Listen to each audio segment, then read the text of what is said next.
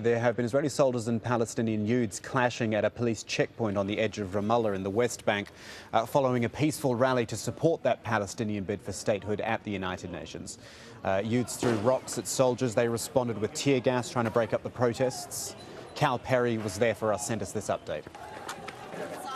Where earlier in the day we saw peaceful rallies in Ramallah, that has now changed. As you can see, the main crossing between Ramallah and Jerusalem, barricades being erected, and a group of at least 30 or 40 young men throwing stones at a group of Israeli soldiers. You can see the Israeli army lined up there along the checkpoint.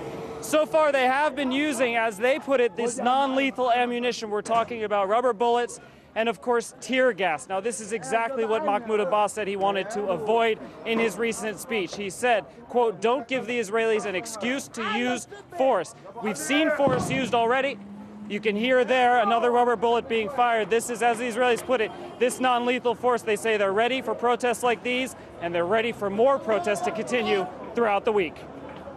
Bahrain's government's announced a compensation fund for protesters killed or injured in the lockdown by security forces. State news agencies reported that will be an independent fund. It'll be administered according to UN guidelines as well. But anti-government protests continue. Activists have taken their protests to the roads, bringing traffic to a standstill, trying to send a message of defiance to the authorities ahead of parliamentary elections later on in the week. The Greek cabinet's meeting to try to agree on yet more budget cuts. European nations have pledged to keep Greece afloat, but will only release more money if Athens brings in more reform. Greece's finance minister has warned the country must take steps now to avoid total economic collapse. We haven't realised the dangers. The dangers are not that our income has been reduced.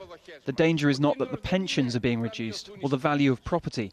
The dangers are not that the real estate market might disintegrate or that we will have problems in other sectors of production.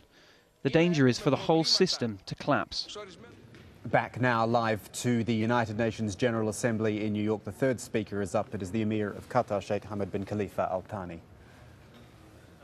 For his hard work during his presidency of the previous session.